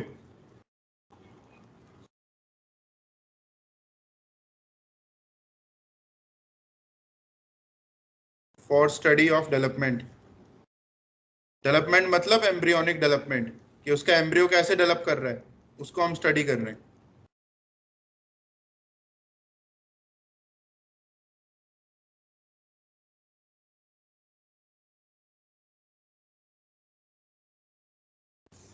जैसे इसका एग्जांपल है, एक जीन है जो ह्यूमन एम्ब्रियो और माउस के एम्ब्रियो में कॉमन मिलता है हमें, उसको बोलते हैं insulin like growth factor. Insulin like growth factor, IGF. इसके दो जीन होते हैं हमारे एम्ब्रियोज में, आईजीएफ 1 और दूसरा है आईजीएफ 2। दो जीन्स होते हैं इसके, insulin like growth factor, IGF-1 gene and IGF-2 gene. ये सेम दो जीन हमें माउस के एम्ब्रियो में भी मिल गए, और इन जीन को हमने जीन साइलेंसिंग टेक्निक से इनके फंक्शन को रोक दिया, ठीक है। फिर क्या हुआ, ये ऑब्जर्व हुआ कि माउस के एम्ब्रियो में जो डेवलपमेंट है वो क्या हुई, रुक गई। Silencing of this gene inhibit rapid growth of embryo. मतलब एम्ब्रियोनिक जो ग्रोथ है वो स्लो डाउन होगी, वो फास्ट रेट से ग्रो नहीं कर रहा था, वो स्लो डाउन होगी। तो इसका मतलब इस जीन का फंक्शन क्या हुआ, रैपिड ग्रोथ करवाना, यही फंक्शन हुआ ना इसका। अगर ये जीन साइलेंट हो गए तो रैपिड ग्रोथ रुक गई। इस जीन का फंक्शन फिर हमें कोरिलेट हो गया ना, ये रैपिड ग्रोथ करवाता है। जीन 2 का जब साइलेंसिंग हुआ, IGF-2 gene, silencing of this gene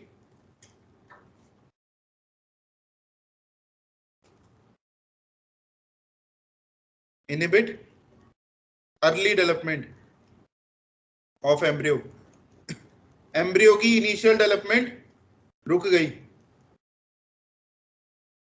तो मतलब इनिशियल स्टेजेस में ग्रोथ के लिए कौन सा जीन चाहिए होता है, IGF-2, और बाद में रैपिड ग्रोथ के लिए क्या चाहिए, IGF-1। आगे ना समझ में, ये सेम दो जीन ह्यूमन एम्ब्रियो में भी है, तो उससे हमें इनका रोल पता चल गया। तो इस तरह की स्टडीज करी जाती हैं एनिमल बायोटेक्नोलॉजी से।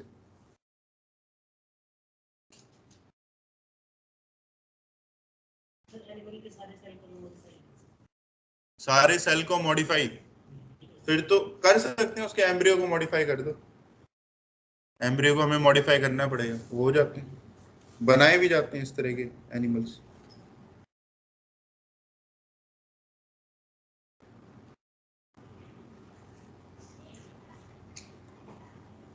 ये देखो यहां पर लिखा है transgenic animals can be specifically designed, उनको स्पेसिफिकली डिजाइन करते हैं हम एनिमल्स को, Yes. To allow the study of how genes are regulated, कि जीन्स कैसे रेगुलेट होते हैं, how they affect the normal functions of the body and its development, मतलब एम्ब्रियोनिक डेवलपमेंट। जैसे एग्जांपल है इसका, study of complex factors involved in growth such as insulin like growth factor. ठीक है, उसी के बारे में इसने आगे लिखा हुआ है। नेक्स्ट, सेकंड एप्लीकेशन,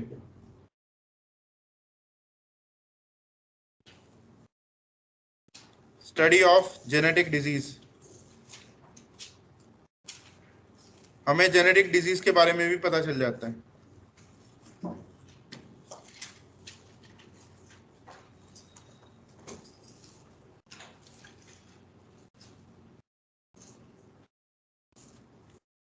जैसे आपने वो पढ़ा होगा सिकल सेल एनीमिया, उसमें आपको इतना पता है कि कौन से कोडोन पे क्या रिप्लेस हुआ है, तो सिकल सेल। ये सारी नॉलेज हमें कहाँ से मिली? ये एनिमल बायोटेक से मिली है हमें।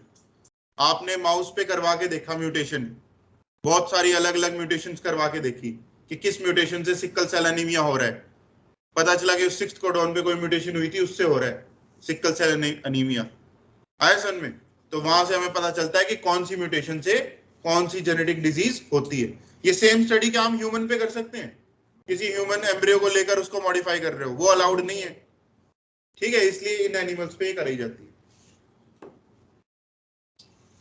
माइस आर, सर ऐसे बिल्कुल पर्टिकुलर जीन खोज के उसको मॉडिफाई कर सकते हैं? मतलब अलग अलग जीन्स को हम म्यूटेट करा करा के देखते हैं कि किससे क्या हो रहा है।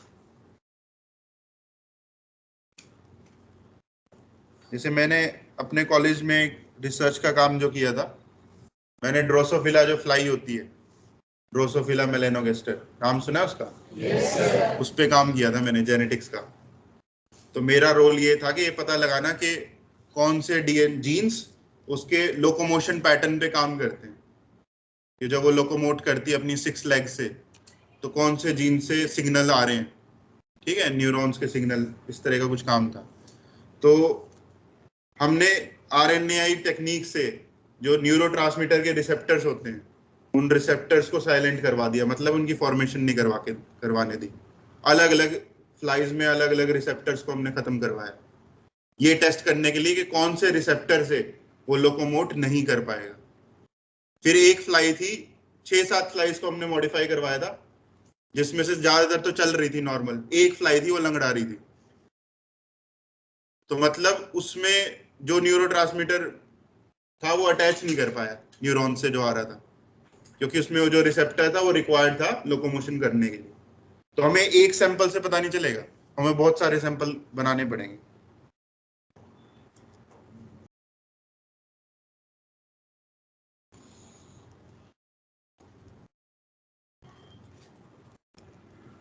Mice are modified to test genetic disease.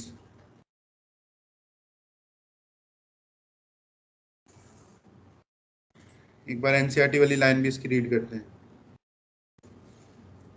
Many transgenic animals are designed, देखो बार बार ये वर्ड यूज कर रहा है क्योंकि उन्हें हम जेनेटिकली मॉडिफाई कर रहे हैं, to increase our understanding of how genes contribute to the development of disease. These are specially made, फिर वही वर्ड designed या specially made to serve as models for human disease. तो जो म्यूटेशन से बीमारी इनको हुई वो सेम हमें भी हो सकती है, so that investigation of new treatment is possible. कौन कौन सी बीमारी के पता लगाया गया है? Human such as cancer, cystic fibrosis, rheumatoid arthritis and Alzheimer's. लिखो इस पॉइंट को। ट्रांसजेनिक मॉडल्स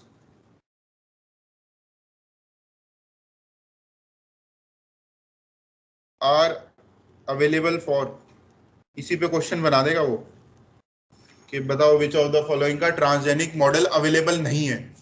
3 ऑप्शन तो ये डाल देगा एनसीईआरटी वाले, एक कुछ और डाल देगा। ठीक है, are available for cancer, cystic fibrosis,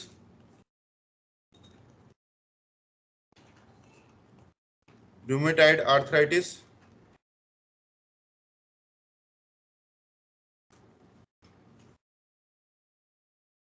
and Alzheimer's.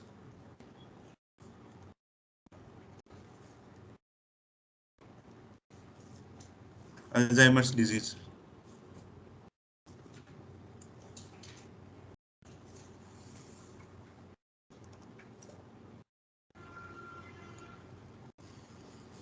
Study of vaccine.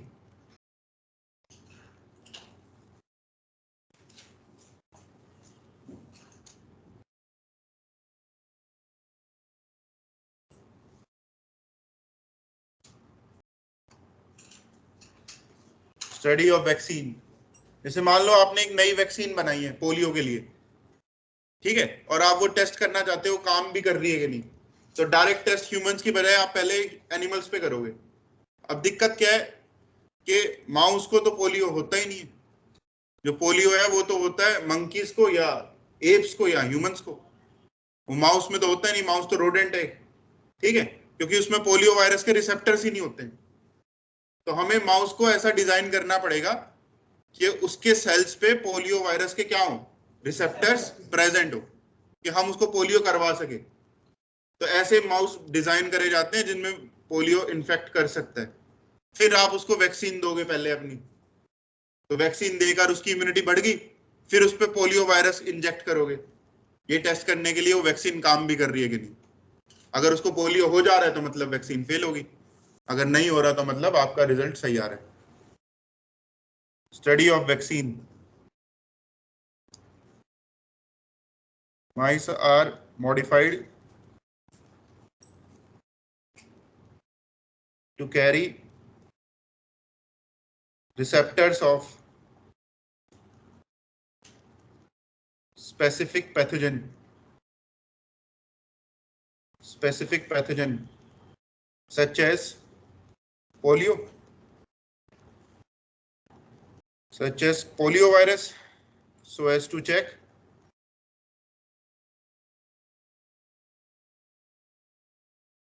vaccine testing। अब ये सारे चेंजेस एम्ब्रियोनिक स्टेज में करने पड़ेंगे, माउस के एम्ब्रियो में चेंज करना पड़ेगा, तभी तो आएगा उसके हर सेल पे रिसेप्टर, अदरवाइज थोड़ी ना आएगा।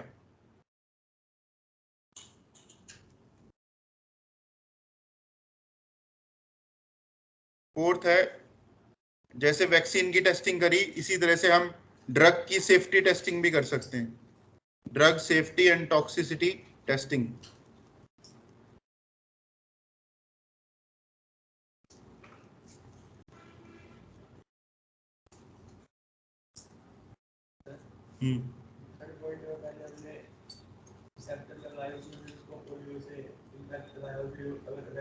नहीं, पोलियो से इन्फेक्ट नहीं कराया, पहले तो ऐसा डिजाइन कराया जो जिसमें रिसेप्टर्स हैं, फिर वैक्सीन देंगे हम पहले जो बनाई है हमने। वैक्सीन तो बीमारी से पहले देते हैं ना, ताकि वो इम्यून हो जाए। वैक्सीन भी काम तभी करेगी जब रिसेप्टर होंगे, फिर पोलियो वायरस से इन्फेक्ट कराएंगे टेस्ट करने के लिए। Drug safety and toxicity testing, अब जैसे कोई भी एक ड्रग है, जैसे पैरासिटामोल है, सिंपल सा ड्रग है, वो फीवर के टाइम पे लिया जाता है, सभी को पता है। तो एक ड्रग एक नॉर्मल पर्सन को दिया जाए जो हेल्दी है, जो बीमार नहीं है, और एक ड्रग उसे दिया जाए जो बीमार पर्सन है, जिसकी बॉडी पहले से वीक है, तो किस पे ड्रग के साइड इफेक्ट्स ज्यादा आएंगे, हेल्दी बॉडी पे, एक वीक बॉडी पे? साइड इफेक्ट्स ज्यादा किस पे आएंगे, ये पूछ रहा हूं मैं। वीक बॉडी पे ज्यादा साइड इफेक्ट्स आएंगे ना, क्योंकि उसकी बॉडी पहले से कॉम्प्रोमाइज्ड है या वीक है। एक हेल्दी पर्सन की बॉडी तो हो सकता है उस ड्रग को सहन भी कर ले, तो जनरली जो ड्रग की टेस्टिंग होती है, सेफ्टी टेस्टिंग, वो एक हेल्दी पर्सन पे होती है, वॉलंटियर्स हेल्दी होते हैं। जैसे कोरोना वैक्सीन की टेस्टिंग मान लो इनिशियली जब पहले हुई होगी, एक हेल्दी पर्सन को दिया गया होगा, ठीक है। लेकिन हमें करेक्ट डेटा किससे मिलेगा? जब एक डिजीज पर्सन को ड्रग मिले, उसी से करेक्ट डेटा मिलेगा ना। अब डायरेक्टली डिजीज पर्सन को कोई ड्रग दे नहीं सकता, जान भी जा सकती है। तो क्या करेंगे? चूहों को लेंगे, उनको बीमार करेंगे पहले। उनको ऐसे चूहे डिजाइन करते हैं जो जिनकी इम्यूनिटी पहले से वीक होती है या डिजीज्ड पर्सन की तरह उनकी कंडीशन होती है, फिर उसको ड्रग खिलाते हैं टेस्ट करने के लिए कि साइड इफेक्ट्स कितने ज्यादा आ रहे हैं, ठीक है। तो लिखो यहां पर, mice are designed to be more vulnerable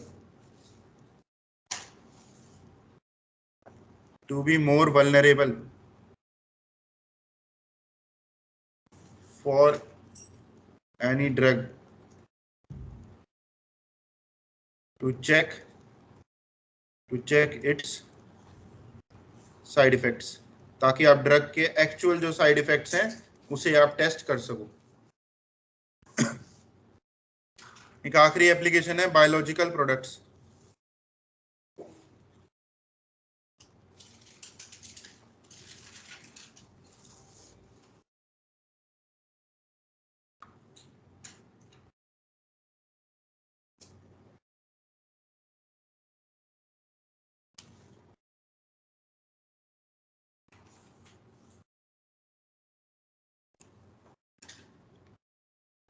biological products, बहुत सारे यूजफुल प्रोडक्ट भी हमें ट्रांसजेनिक एनिमल से मिल जाते हैं।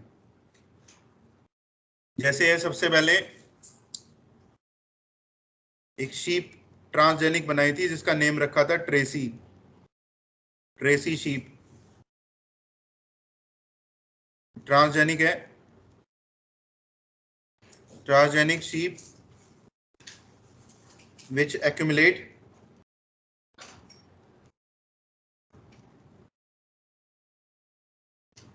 alpha-1 antitrypsin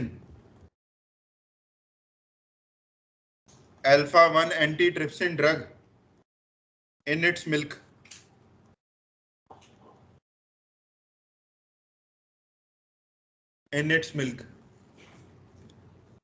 जैसे कल मैंने आपको पढ़ाया था मेडिसिनल प्लांट्स, जिसमें मस्टर्ड से हिरुडिन बनवाया था। इसमें अब हम एनिमल्स को यूज कर रहे हैं एज फैक्ट्री। एनिमल देखो शीप है, वो मिल्क तो देगी, ठीक है। अगर हम कोई एक ऐसा ड्रग या प्रोटीन एक्सप्रेस करवा दें जो उसके मिल्क में रिलीज हो, तो उसके मिल्क से वो ड्रग को हम इजीली प्यूरिफाई कर सकते हैं। जब भी शीप मिल्क देगी तो उससे वो ड्रग हमें मिल जाएगा, एंटीट्रिप्सिन ड्रग। एंटीट्रिप्सिन ड्रग किसके लिए दिया जाता है? एम्फाइसीमा की ट्रीटमेंट के लिए। This drug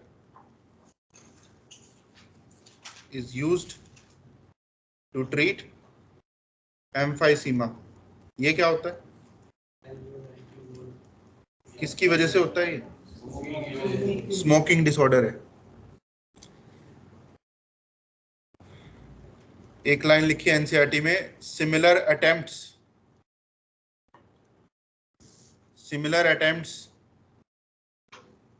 have been made for phenylketonuria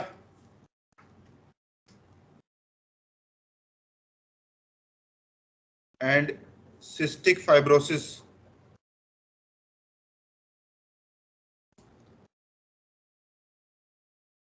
phenylketonuria and cystic fibrosis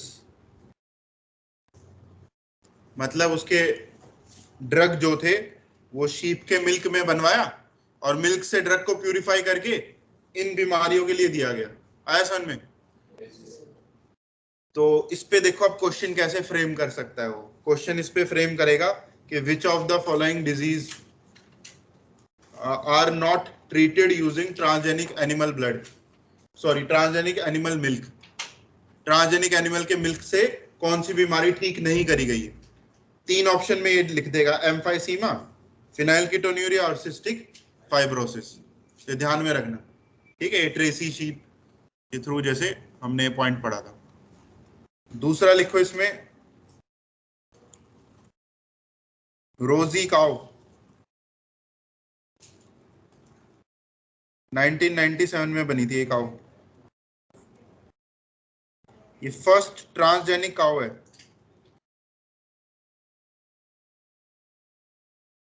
first transgenic cow which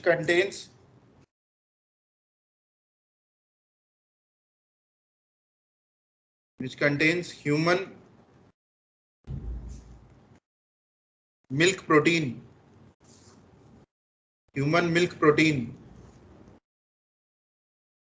in its milk। ये ह्यूमन मिल्क प्रोटीन कंटेन करती है काऊ के मिल्क में। जैसे ह्यूमन के मिल्क में या मदर के मिल्क में होता है एक प्रोटीन अल्फा लेक्ट एल्बुमिन। तो इसका 2.4 ग्राम था इन 1 लीटर मिल्क ऑफ काउ। इस काउ के 1 लीटर मिल्क में 2.4 ग्राम क्या है, अल्फा लेक्ट एल्बुमिन। अब ये मिल्क ज्यादा बेटर है ह्यूमन बेबीज के लिए, क्योंकि उससे एक ह्यूमन मिल्क प्रोटीन मिल रहा है इस काउ मिल्क से। ठीक है, काउ ऐसी डिजाइन कर दी जो ह्यूमन प्रोटीन को सिंथेसाइज कर रही है। Transgenic goat,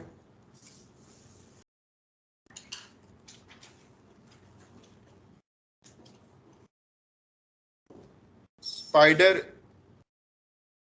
silk protein in its milk. जो स्पाइडर वेब होता है वो सिल्क का बना होता है, जो मकड़ी का जाला होता है। ठीक है, फिब्रोइन प्रोटीन बोलते हैं उसे। तो वही स्पाइडर सिल्क प्रोटीन एक्सप्रेस करवा दिया गोट में और उसके मिल्क में वो रिलीज हो गया। वहां से प्यूरिफाई करके उससे सिल्क के थ्रेड्स मिल गए उसी के मिल्क से।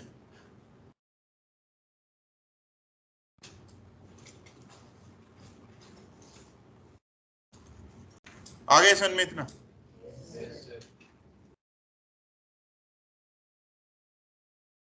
तो ये ओवर हो गया यहाँ पर ये टॉपिक।